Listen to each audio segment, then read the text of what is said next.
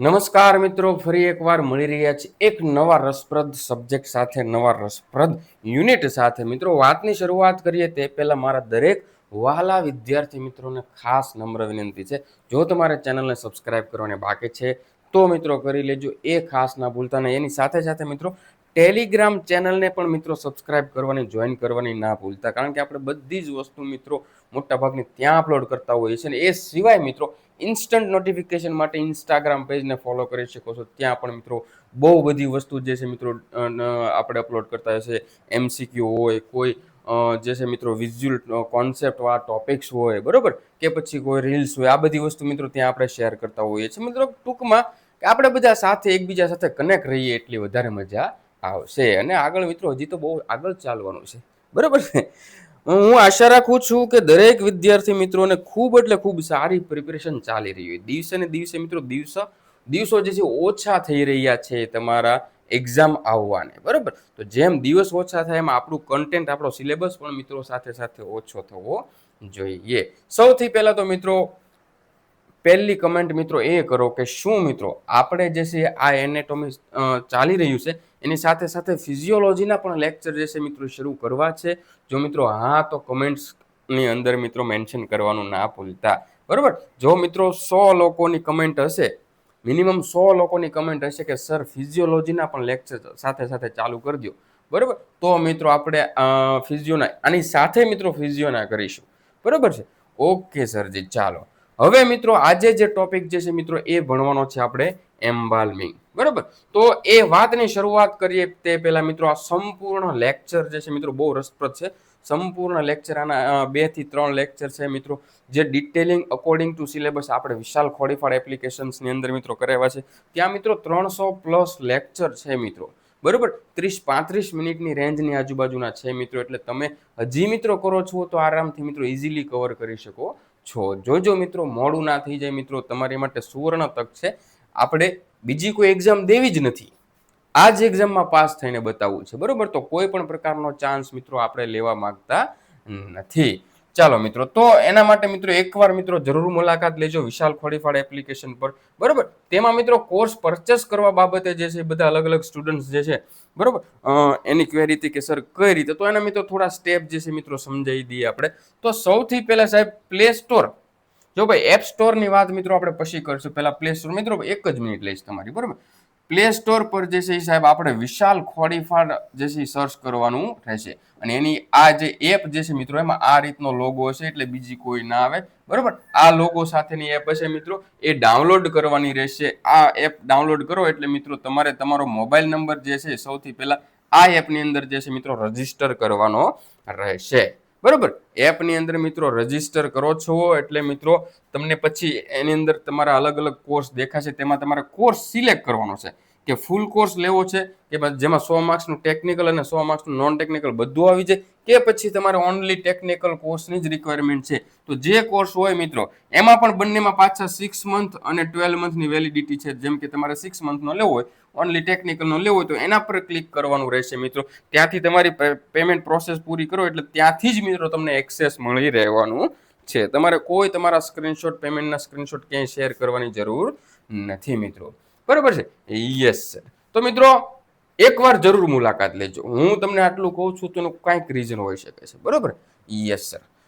ચાલો મિત્રો, હવે આપણે શરૂ કરીએ એમ્બાલ્મિંગ. એ પહેલા જે પણ વિદ્યાર્થી મિત્રોને કોઈ પણ પ્રકારનો પ્રશ્ન હોય, બરોબર, ક્યાંય પણ અટકતા હોય તો 96878264 અને 25 આ નંબર પર કોલ કરીને મિત્રો તમારા દરેક પ્રકારની મૂંઝવણનું સમાધાન જે છે મિત્રો મેળવવા માટે હું ને તમે એકબીજા સાથે રૂબરૂમાં વાત કરી શકીએ છીએ. કોઈ પણ વસ્તુ હોય મિત્રો તમે પૂછી શકો છો બેચીચક.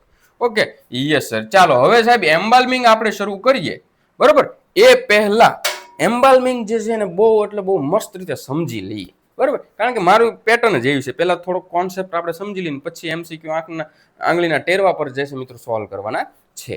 તો સાહેબ હું એમ કહું કે કોઈ વ્યક્તિ જે છે, હું પાછું હાવ બેઝિક સમજાવવા જાઉં, વાંધો જ છે, બરોબર. કોઈ વ્યક્તિનું એક્સિડન્ટ થઈ ગયું છે, બરોબર, અને ઈ બોડી જે છે એ જે તે પોસ્ટમોર્ટમ રૂમમાં આવે છે અને ઈ બોડી જે છે મિત્રો એનો કોઈ મિત્રો મતલબ કે શું કહેવાય એની ઓળખાણ થતી નથી. એટલે થોડા દિવસ ઈ બોડીને રાખીએ તો એમાં સડો લાગવા લાગે, એમાંથી ગંધ આવવા લાગે, બરોબર. તો એને કોઈ પણ પરિસ્થિતિમાં સાચવવી ઈ આપણી જવાબદારી છે. Yes sir.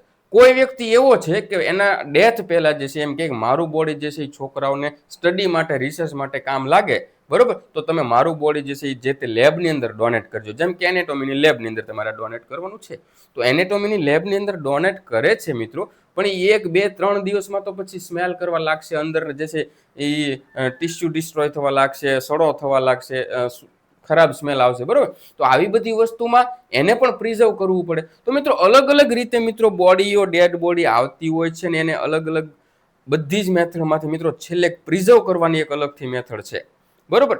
એને બોડીને પ્રિઝર્વ કરવાની એક અલગ મેથડ છે ને એને આપણે એમ્બાલ્મિંગ કહીએ છીએ, બરોબર. જેમ કે આ જે તે ભાઈની બોડી આવી છે, તો આ બોડી લેબમાં મારી પાસે આવ્યો છે, લેબનો ઇન્ચાર્જ હું છું, મારે આ બોડીને પ્રિઝર્વ કરવાની છે, બરોબર. એમાંથી સ્મેલ ના આવે, એમાં સડો ના લાગે, બરોબર, એમાંથી બીજા કોઈને ઇન્ફેક્શન ના લાગે, એના માટેની હું જે પ્રોસેસ કરી એ એમ્બાલ્મિંગ છે. તો સાહેબ શું તમે પ્રોસેસ કરશો? જો ભાઈ હું બધાથી પહેલા મારા સાથળની જે વેઇન આવે ને, સાથળની વેઇન કઈ? ફેમોરલ વેઇન, બરોબર, ફીમરની બાજુમાં આવેલી હોય ફેમોરલ વેઇનમાંથી હું જે છે એ મતલબ કે બધું જ બ્લડ જે છે બોડીમાંથી બધું બહાર કાઢી લઈશ, બોડીમાંથી બધું બ્લડ જે છે બહાર કાઢી લઈશ. પછી મારી અલગ અલગ કેવિટી જે છે, બરોબર, જેમ કે થોરાસિક કેવિટી હોય, એબડોમિનલ કેવિટી હોય, એટલે કે પેટની ગુહા હોય, છાતીની ગુહા હોય, એમાં જેટલું ફ્લુઇડ હોય ને બધું ફ્લુઇડ બહાર કાઢી લઈશ. એટલે સાહેબ શું કરો છો? મરેલા માણસમાંથી આ બધું બહાર કેમ કાઢો? એટલે ભાઈ હજી જો, હજી ધીરજ રાખ, બરોબર. તો આ બધી વસ્તુ હું બહાર કાઢી લઉં પછી તો કે હવે સાહેબ હું એની અંદર પ્રિઝર્વેટિવ એડ કરી દઈશ, બરોબર. સમજાય છે? તો અહીંયા જે આર્ટરી હોય અહીંયા હું સીધી જ નીડલ મૂકીશ ને મિત્રો, જેમ કે પ્રિઝર્વેટિવ તરીકે બેસ્ટ પ્રિઝર્વેટિવ, કોમન પ્રિઝર્વેટિવ કયું સાહેબ? ફોર્મેલિન. તો અહીંયાથી મિત્રો હું ફોર્મેલિન એડ કરીશ મેઇન ધમનીની અંદર, એરોટામાંથી નીકળતી મિત્રો જે આર્ટરી જે છે એમાં, બરોબર. એટલે આખા બોડીમાં જ્યાં જ્યાં આર્ટરી પહોંચે ત્યાં દરેક જગ્યાએ જે છે ફોર્મેલિન પહોંચી જવાનું છે. તો ફોર્મેલિન શું કરે સાહેબ? સડો નથી લાગવા દેતું, બરોબર. તમારા જે તે સેમ્પલ જે છે, જે તે બોડી જે છે એનું સ્ટ્રક્ચર જાળવી રાખે છે. સમજાય છે? તો આ રીતે કાંઈક હું આ જે ડેડ બોડી આવી છે એમાંથી અંદરથી બધું બહાર કાઢીને બહારથી જે છે હું સાહેબ પાછું પ્રિઝર્વેટિવ એડ કરી દઈશ અને પછી જે છે મિત્રો બોડીને એડ કરીશ.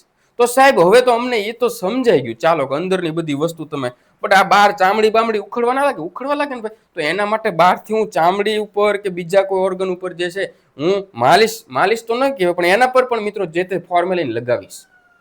એટલે હવે સાહેબ આ ડેડ બોડીને મારે આગળના 5 વર્ષ 10 વર્ષ એનેટોમીની લેબમાં હોય કે પછી કોઈ નમૂના તરીકે રાખવાની હોય તો હું રાખી શકીશ. આ કોન્સેપ્ટ છે એમ્બાલ્મિંગનો. નામ પ્રમાણે અઘરું લાગતું છે બટ એમાં કાંઈ નથી, ઇઝીમાં ઇઝી ટોપિક છે, બરોબર છે? Yes sir. ચાલો હવે મસ્ત રીતે પહેલા આપણે આનું ડિસ્કસ કરી લઈએ. ઓકે સર જી. સૌથી પહેલું છે, સૌથી આપણે શું કરીએ સાહેબ? સૌથી પહેલા તો કે અંદરથી બધું કાઢી લઈએ, બરોબર ને? Yes sir. પછી તો કે આર્ટરિયલ એમ્બાલ્મિંગ, એટલે કે સાહેબ આપણે ધમની મારફતે જે છે એ આપણે શું એડ કરવાનું છે? પ્રિઝર્વેટિવ. સૌથી સામાન્ય પદ્ધતિ લોહી કાઢીને દ્રાવણ ચડાવવું. દ્રાવણ એટલે કયું? ફોર્મેલિન ચડાવવું, બરોબર. આ અલગ અલગ મેથડ છે, બરોબર. પછી કેવિટી એમ્બાલ્મિંગ. કેવિટી એમ્બાલ્મિંગમાં તો કે પેટ અને છાતીમાંથી, અહીંયા થોરાસિક કેવિટીમાં, એબડોમિનલ કેવિટીમાં જેટલું ફ્લુઇડ છે પેલા કાઢી લેવું અને પછી તો કે સાહેબ પછી ફોર્મેલિન ભરવું. એને કેવિટી એમ્બાલ્મિંગ કહેવાય. આ આર્ટરિયલ એમ્બાલ્મિંગ કહેવાય, બરોબર, વસ્ક્યુલર એમ્બાલ્મિંગ. હવે સાહેબ પેલા મેં પ્યોર ગુજરાતીમાં સમજાવી દીધું છે તમને, હવે એની જ વસ્તુ તમને સાયન્ટિફિક લેંગ્વેજમાં હોય ભાઈ, એમાં બીવાનું ના હોય. પછી હાઇપોડર્મિક એમ્બાલ્મિંગ, બરોબર, એટલે કે preservative injected under the skin. ત્વચાની નીચે, ચામડીની નીચે દ્રાવણ ચડાવવાનું હોય તો એને હાઇપોડર્મિક એમ્બાલ્મિંગ કહેવામાં આવે છે. સાહેબ અહીંયા શું કામ ચડાવવામાં આવે? જો હું એમ કહું થોરાસિક કેવિટીમાં મેં પહોંચાડી દીધું, આર્ટરીથી આખા બોડીમાં પહોંચાડી દીધું, પણ જ્યાં આર્ટરી નથી પહોંચતી ત્યાં સાહેબ આ મેથડથી, હાઇપોડર્મિક મેથડથી, બરોબર. અને એ સિવાય સરફેસ એમ્બાલ્મિંગ એટલે કે બાહ્ય ભાગો પર પણ મિત્રો ફોર્મેલિન લગાડવામાં આવે છે. મતલબ કે ટૂંકમાં તમારા બોડીના દરેક પાર્ટ સુધી સાહેબ ફોર્મેલિન પહોંચાડવું પડશે, નહીતર સડો લાગશે ને લાગશે સાહેબ. Okay, yes sir. ત્યારબાદ ઇમર્જન એમ્બાલ્મિંગ, બરોબર. જેમ કે નાનો નમૂનો હોય, આપણા બોડીનું કોઈ ટ્યુમર હોય અથવા તો કોઈ પાર્ટ, હું એમ કહું હું આઈન્સ્ટાઈન છું, મારું ડેથ થઈ ગયું છે, મારું બ્રેન બધાને સાચવું છે, તો સીધું બોળી દો ભાઈ ફોર્મેલિનમાં. સમજાય છે? તો નાના નમૂનાઓ માટે એમાં સીધી ઇમર્જન એમ્બાલ્મિંગ જે છે મેથડ મિત્રો યુઝ કરીશું આપણે. બરોબર. ત્યારબાદ ઇન્જેક્શન થ્રો હાર્ટ ઓર ફેમોરલ આર્ટરી. હાર્ટમાંથી અથવા તો ફેમોરલ આર્ટરી જે છે સાંધાની જે, બરોબર, સોરી, હા, આપણે સાથળની જે છે, બરોબર, ત્યાંથી પણ મિત્રો આપણે ઇન્સર્ટ કરી શકીએ છીએ. વૈકલ્પિક માર્ગથી દ્રાવણ આપવું. આવું ક્યારે થાય? જ્યારે આપણે મેઇન સાઇટ બ્લોક હોય ત્યારે. ઓકે સાહેબ, કંટાળો આવે છે, તો કંટાળો આવતો હોય તો ચા પી લ્યો. ચા ની અંદર અદરક નાખો, ચા થોડી વધારે નાખો, ખાંડ થોડી ઓછી નાખો, અને પછી મિત્રો એને 3-4 વાર મિત્રો દૂધ પાકી જાય એ રીતે ચા બનવા દો, અને પછી મસ્ત ચુસ્કા સાથે ચા પીવાની છે. પછી કેજો કંટાળો આવે તો. ભાઈ ચાનો નશો લાગે ને, ગરીબ મહેલોના વાસી ગરીબી શું જાણે, આ એવું બધું છે ભાઈ. 10 મિનિટ તો હજી સાહેબ અહીંયા બગાડી દીધી આપણે. બરોબર, કોઈ વાંધો નહીં, સમય છે સાહેબ, જીવન આખું પડ્યું છે મારી પાસે. કોમનલી સાહેબ હવે આપણે ફોર્મેલિન કીધું, તો ફોર્મેલિન એકલું યુઝ થાય? ના ભાઈ, ફોર્મેલિન સૌથી વધારે યુઝ થાય, બટ એ સિવાય પણ યુઝ થાય છે. તો ચાલો આ પ્રિઝર્વેટિવ પર પણ નજર કરી લઈએ. સાહેબ ફોર્મેલિન જે છે, બરોબર, એ યુઝ કરીએ. ફોર્મેલિન જે છે સાહેબ ફોર્માલ્ડિહાઇડ જે છે આપણે 37 થી 40% વાપરીએ ત્યારે ફોર્મેલિન થાય. બરોબર છે. મેઇન પ્રિઝર્વેટિવ છે સાહેબ, પ્રિવેન્ટ ડીકે, સડો લાગવા દેતું નથી સાહેબ. એ સિવાય એલ્કોહોલ પણ છે. બરોબર, અલગ અલગ બ્રાન્ડ નથી, આ ઓનલી એલ્કોહોલ છે ભાઈ. ફિક્ઝેટિવ તરીકે, ડિઝઇન્ફેક્ટન્ટ તરીકે કાર્ય કરવાનું છે, એટલે કે જંતુનાશક અને સંગ્રાહક તરીકે. ફિનોલ પણ યુઝ કરી શકીએ છીએ સાહેબ આપણે. ગ્લિસરીન, જો સાહેબ આ ખાસ યાદ રાખજો, પ્રિવેન્ટ ડિહાઇડ્રેશન. ડિહાઇડ્રેશન જે છે સાહેબ અટકાવી દે છે, અને ટિશ્યુ, તમારી પેશીઓને એકદમ નરમ રાખે છે ભાઈ. બરોબર, યસ સર. એ સિવાય મિથેનોલ અને વોટર પણ સાહેબ આપણે વાપરીએ છીએ. ઓકે સરજી, સમજાયું. ચાલો હવે મસ્ત રીતે એમસીક્યુ સોલ્વ કરશું, પણ એમસીક્યુ માં સ્પીડ રાખશું, કારણ કે આગળ આપણે જે સમજાય એ જ હવે એમસીક્યુ માં આવવાનું છે. બરોબર, yes sir. Embalming mainly means embalming નો અર્થ શું થાય છે સાહેબ, શા માટે કરી? તો કે chemical preservation of dead body. Dead body સાહેબ, આ જે મૃત દેહ પીડ્યો છે એનો આપણે કેમિકલ રસાયણોની મદદથી સંગ્રહ કરવાનો છે સાહેબ, પ્રિઝર્વેશન કરવાનું છે. એને શું કહીએ છીએ સાહેબ? આપણે એમ્બાલ્મિંગ કહીએ છીએ સાહેબ. એ અમને સમજાઈ ગયું. બીજો પ્રશ્ન, main purpose of embalming. Embalming નો મુખ્ય ઉદ્દેશ શું છે? To preserve and disinfect the body. સાહેબ સાચવવાનું તો છે, પાછું ડિઝઇન્ફેક્ટ પણ રાખવાનું છે, એના લીધે બીજા કોઈને રોગ ના થવો જોઈએ, કારણ કે હવે તો એ ઓલરેડી રોગિષ્ટ માણસ જ હશે ને ભાઈ. ડેડ બોડી એકવાર 2 દિવસ 3 દિવસ 4 દિવસ પીડ્યું હોય તો પછી એમાંથી મિત્રો ઇન્ફેક્શન થવાના ચાન્સીસ વધારે છે. બોલો ભાઈ, પંચાયત વાળા, ગુજરાત પંચાયત સેવા પસંદગી મળે. અરે ભાઈ, જીપીએસએસબી વાળા લોકો બહુ એટલે બહુ બ્રિલિયન્ટ છે ભાઈ. એમ કે છે તમે લેપટેક છો, બરોબર, તો તમને સાલીથી એચબી કરતા જ આવડતું હોય તો કઈ કામનું નહીં ભાઈ. તમે લેપટેક છો તો તમને દરેક વસ્તુનું જ્ઞાન હોવું જોઈએ. પછી ભલે તમે આ જ કામ કરતા હોય, એચબી બ્લડ કલેક્શનનું જ કામ કરતા હોય, તમને કોઈ ડેડ બોડી હોય તો એને પ્રિઝર્વ કરવા માટે કયું ફોર્મેલિન કયું પ્રિઝર્વેટિવ યુઝ થાય છે એ પણ ખબર હોવી જોઈએ, કઈ રીતે થાય છે એ પણ ખબર હોવી જોઈએ. બરોબર, એઝ અ લેપટેક તમે આ બધું નોલેજ એનેટોમીની અંદર ધરાવતો હોય તો ભલા માણસ તમારો કોન્ફિડન્સ એક અલગ જ લેવલ સુધી હોય. બરોબર, મેડિકલ ઓફિસર હોય કે કોઈ એમબીબીએસ ડોક્ટર હોય એની સાથે તમે આમ બેઠી શકો કોલર ટાઈટ કરીને કે સાહેબ તમને આવડે છે, મને આવડે છે થોડું ઘણું, તમારી જેટલું તો ના જ આવડે ઓબ્વિયસલી ભાઈ. 5 વર્ષ એને મેડિકલ ડિપાર્ટમેન્ટમાં કાઢ્યા છે, એના જેટલું જ ના આવડે. પણ હું કઈ ભૂલમાં એમએલટી પાસ કરીને નથી આવ્યો સાહેબ, મને બધું એનેટોમી, ફિઝિયો, ફાર્મા બધું આવડે છે. બરોબર, જલસા કરો ભાઈ, એવું બધું બહુ ટેન્શન નહીં લેવાનું. Okay, yes sir. ચાલો ત્રીજો પ્રશ્ન, most important chemical used in embalming. સાહેબ એમ્બાલ્મિંગમાં સૌથી વધારે પ્રિઝર્વેટિવ કયું? તો કે ફોર્મેલિન જે છે વપરાય છે. બરોબર, ફોર્મેલિન જે છે સાહેબ શેમાં હેલ્પ કરે છે? તો કે ટિશ્યુને ફિક્સ કરવામાં અને ટિશ્યુને પ્રિઝર્વ કરવામાં જે છે સાહેબ ઉપયોગી છે. હવે આ તો વાંચવાનું જોઈએ ભાઈ, આગળ આપણે એક ભણી ગયા. ફોર્મેલિન એક મેન છે ભાઈ, મુદ્દેગાર મેન છે. બરોબર, યસ સર. ચાલો સાહેબ, હવે આ મહત્વનો પ્રશ્ન, arterial embalming means injection of embalming fluid into. સાહેબ આર્ટિયલ એમ્બાલ્મિંગમાં શું થાય છે સાહેબ? તમારી જે આ ધમનીઓ છે એ ધમનીમાંથી તમે સીધું અહીંયા નીડલ આપશો મિત્રો, અને બહારનું એમ્બાલ્મિંગ ફ્લુઇડ જે છે એ સીધું અહીંથી ઇન્સર્ટ કરશો, એટલે આ ધમની આખા બોડીમાં જાય સાહેબ. બરોબર, આખા બોડીમાં જાય સાહેબ, તો ત્યાંથી એ આખા બોડીને એમ્બાલ્મિંગ ફ્લુઇડ, પ્રિઝર્વેટિવ ફોર્મેલિન જે છે એ મળી રહેવાનું છે. એટલે મિત્રો આર્ટિયલ એમ્બલ્મિંગમાં શેનો તો કે ધમનીનો આર્ટરીનો ઉપયોગ થાય છે. આખા બોડીની અંદર સ્પ્રેડ થઈ જાય છે મિત્રો. જો ભાઈ આ શું છે સાહેબ, આ મારું હૃદય છે, એ મેરા દિલ હે, બરોબર. यस सर, दिल मेरा तोड़ दिया उसने. नहीं भाई, અહીંયા તો ऑलरेडी दिल मरा हुआ है, ये जीवित इंसान नहीं होगा अगर हम एम्बाल्मिंग कर रहे हैं तो. समझ रहे हो, ये जीवित इंसान नहीं होगा, ये ऑलरेडी मरा हुआ है ये, इसलिए इसका दिल भी अब रुक चुका है, टूट चुका है, बरोबर. તો અહીંયાથી સાહેબ આ એરોટા નીકળે છે. એરોટા એટલે મહાધમની છે સાહેબ. મહાધમનીમાં જે છે અહીંયા સીધું આપણે જે છે સાહેબ આ કઈ તો કે કેરોટિડ આર્ટરીની અંદર સાહેબ ઇન્સર્ટ કરી એટલે ઉપરના ભાગોમાં અને નીચેના ભાગોમાં બધામાં જે છે એ ફોર્મેલિન પહોંચી જવાનું છે. Most common artery use in એમ્બાલ્મિંગમાં સૌથી કોમન આર્ટરી તો કે કેરોટિડ આર્ટરી, બરોબર. આ જે છે સાહેબ right carotid artery, left common carotid artery, બરોબર. એ સિવાય તો કે ઇન્ટરનલ મતલબ કે અહીંયા તમે એરોટાની આજુબાજુ તમે અહીંયા ઇન્સર્ટ કરો છો એટલે આખા બોડીમાં પહોંચવાનું જ છે. હું તમને કહું એરોટામાં જ કરી દો. Common carotid artery is commonly used because it gives good distribution to head, neck and full body. આખા બોડીમાં સાહેબ આ તમારું એમ્બાલ્મિંગ ફ્લુઇડ એ પોતે પહેલા બ્લડનું કામ કરતા હતા, બરોબર. હવે એનું બોડી જીવતું રહ્યું નથી, બરોબર. તો હવે સાહેબ આપણે પ્રેશરથી આપીશું એટલે અહીંયા પહોંચાડશું તો અહીંથી આખા બોડીમાં પહોંચી જશે. Okay, yes sir. ત્યારબાદ સાહેબ આ તો શું થયું કે બોડીની અંદર ફ્લુઇડ નાખવું છે, આપણે એડ કરવું છે, દાખલ કરવું છે. બટ સાહેબ એ ફ્લુઇડ દાખલ કરતા પહેલા આપણે બ્લડ જે છે કાઢવાનું હોય, બરોબર. બોડીમાં જે વાહી બ્લડ થઈ ગયું, જે હવે ઓલમોસ્ટ કાળું પડવા લાગ્યું, એ બધું કાઢવું તો પડશે ને. Yes sir. તો બ્લડને કાઢવા માટે તમે શું કરશો તો સાહેબ આ તમારા પગની સાથળની વેન છે, કઈ છે? ફેમોરલ વેન છે, બરોબર. તો drainage of blood during embalming is usually done through તો કે વેનમાંથી આપણે દૂર કરીએ, બટ બરોબર. અને એમાં પણ કઈ વેન તો કે ફેમોરલ વેન અથવા તો જ્યુગ્યુલર વેન. આ વેન મારફતે બ્લડમાં બોડીમાંથી હોલ બ્લડ જે છે આપણે રિમૂવ કરી લઈશું. મિત્રો કંટાળો આવી શકે છે, તમને સમજવામાં થોડી તકલીફ થઈ શકે છે, બટ એવું તો ચાલે કરશે ભાઈ, બરોબર. ટૂંકી જિંદગી છે, બહુ લાંબો સમય નહીં ગાળવાનો ભાઈ આપણે.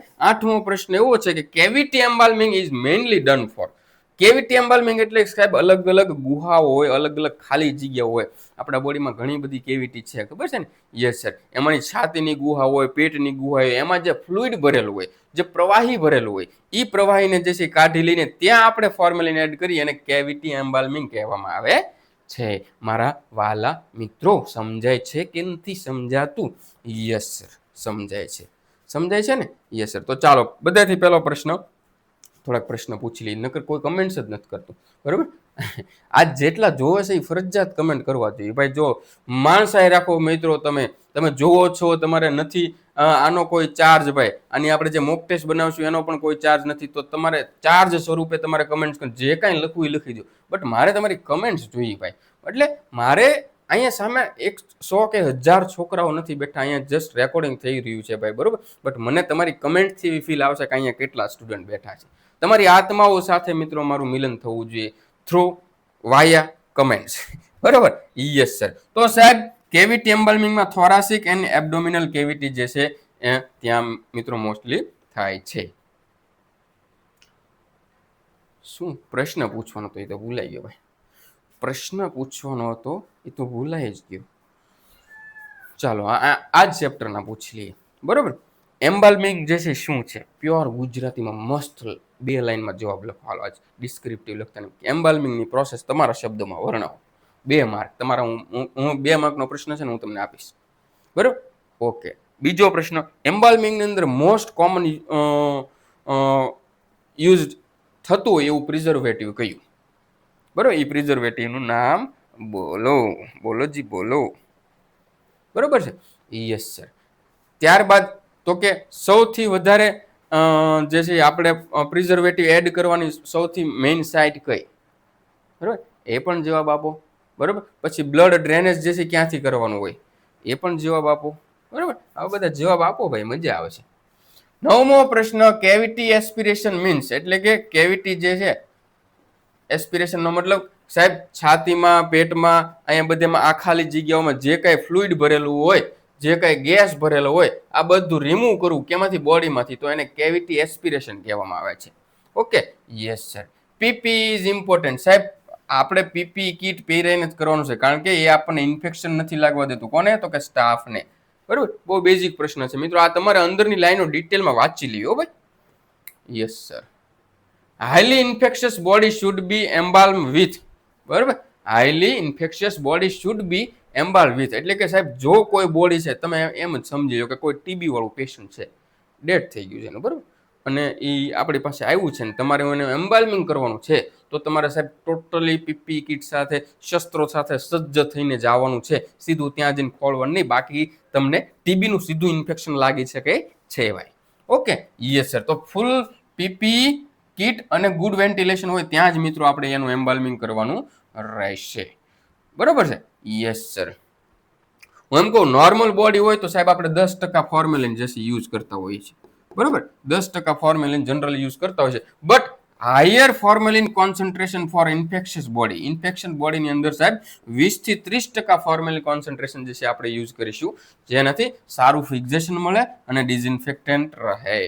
Okay, yes sir. 13 ને 14 ની વાત કરીએ એમસીક્યુમાં. બરોબર, જો ઇન જોન્ડિસ અથવા તો હિપેટિક ડિસઓર્ડર, જો તમારી પાસે જે ડેડ બોડી આવી છે ને એને ઓલરેડી જોન્ડિસ થયેલો છે. હવે સાહેબ કેમ ખબર? ભાઈ એ તો ખબર પડી જાય, યલો સ્કિન છે, આંખો પીળી પડી ગઈ છે, બરોબર. આપણે એને યુરિનનું તો કહેશું નહીં, લાવ ભાઈ સેમ્પલ તારું જોઈ લો, બરોબર, બટ ખબર પડી જાય, અથવા તો આપણે હિસ્ટ્રી હોય આપણી પાસે, તો જોન્ડિસ અથવા તો હિપેટિક ડિસઓર્ડર વાળી જે બોડી હોય એને પ્રિઝર્વ કરવાનું હોય તો સાહેબ ત્યાં જે છે આપણે લો ફોર્મેલિન સોલ્યુશન વિથ ગ્લિસરીન જે છે યુઝ કરવાનું રહેશે. હવે જો આવી બધી ટર્મિનોલોજી આવશે, બરોબર. જોન્ડિસ કેસીસ ઇઝીલી ડિસ્કલર, બરોબર, કે એવા કિસ્સામાં તરત મિત્રો કલર જે છે ઉડી જતા હોય છે. આથી મિત્રો લો ફોર્મેલિન સોલ્યુશન ઓછું હોવું જોઈએ, વિથ ગ્લિસરીન જે છે આપણે યુઝ કરવાનું હોય છે, જેનાથી મિત્રો પ્રિવેન્ટ હાર્ડનિંગ બહુ સખત નથી થવા દેતું અને ડિસ્કલરેશન પણ નથી થવા દેતું, કલર પણ જળવાઈ રહે છે મિત્રો. એ સમજાય છે? યસ સર, સમજાય છે. બરોબર. પછી ઇન એડેમેટસ બોડીઝ એટલે કે જાડા લોકો હોય, અથવા તો લોકો નહીં બટ એવું બોડી હોય કે જેનું વજન વધારે હોય, તો એની અંદર તો કે સાહેબ એની અંદર જે છે એ આપણે એમ્બાલ્મિંગ કરવાનું હોય તો સોલ્યુશન જે ફોર્મેલિન વાપરવાનું એ હાઇપરટોનિક અથવા તો કોન્સન્ટ્રેટેડ સોલ્યુશન વાપરવાનું રહેશે. એની અંદર જે છે કાંઈ સાહેબ વધારે પડતું ફ્લુઇડ હોવાથી આપણે આ વસ્તુનું ધ્યાન રાખવાનું છે. પાતળું માણસ હોય તો ઓછું છે, જાડા માણસોની અંદર વધારે જોઈશે. બરાબર? Yes sir. પછી ઉંમર લાયક માણસોમાં પણ મિત્રો વધારે જોઈએ છે. ઇન ડિહાઇડ્રેટેડ અથવા તો ઇમેસિએટેડ બોડીઝ પ્રિફર સોલ્યુશન ઇઝ, મતલબ કે ટૂંકમાં મિત્રો વાત કરીએ કે જેની ચામડી રૂખી થઈ ગઈ હોય, ડિહાઇડ્રેટ થઈ ગઈ હોય, એવા લોકોની અંદર તો કે માઇલ્ડ ફોર્મેલિન વિથ ગ્લિસરીન જે છે આપણે વાપરવાનું છે. મેં તમને જ્યારે પ્રિઝર્વેટિવ ભણાવતા હતા ત્યારે મેં કીધું એક ફોર્મેલિન અને ગ્લિસરીન આ બંને ઉપર ફોકસ રાખજો ભાઈ. બરોબર છે? Yes sir. ડીકમ્પોઝડ બોડી, સાહેબ સડો લાગી ગયો છે. એક તો ભાઈનું બોડી જ આપણને 7-8 દિવસે મળ્યું હોય પોલીસ વાળાને, બરોબર, અને પછી આપણી પાસે આવ્યું એટલે ઓલરેડી એમાં સડો લાગી ગયો છે સાહેબ. હવે એને પ્રિઝર્વ કરવાનું છે તો સાહેબ એની અંદર હાઈલી કોન્સન્ટ્રેટેડ ફોર્મેલિન જે છે સાહેબ આપણે યુઝ કરવાનું છે. થોડું ઘણું નહીં સાહેબ, 10% તો નોર્મલ થઈ જશે ને. તો હું એમ કહું 20 થી લઈને સાહેબ 50% સુધી પણ આપણે જઈ શકીએ છીએ. કમા તો કે સડો લાગી ગયો હોય તોની વાત છે સાહેબ. Leakage of embalming fluid commonly occurs due to, સાહેબ તમે જે એમ્બાલ્મિંગ ફ્લુઇડ, હું એમ કહું મારું ડેડ બોડી છે, લ્યો ભાઈ હું અહીં સૂતો છું, બરાબર, તો અહીંથી લગાવવા માંડ્યા છે બધા, અહીંથી એમ્બાલ્મિંગ ફ્લુઇડ મારી આર્ટરીમાંથી એડ કરે છે.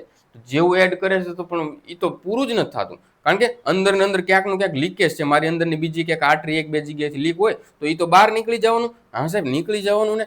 તો સાહેબ અહીંયા પ્રશ્ન પણ એવો છે કે leakage of embalming fluid commonly occurs due to, શા માટે લીકેજ થાય છે? તો કે સાહેબ મારી આર્ટરી અથવા તો વેન જે છે ડેમેજ હોવાની છે. બરોબર છે? Loose leakage or damage when causes fluid leakage, wet areas and bad odour, જેને ખરાબ સ્મેલ પણ આવશે ને ભીનો એરિયા પણ થવાનો છે.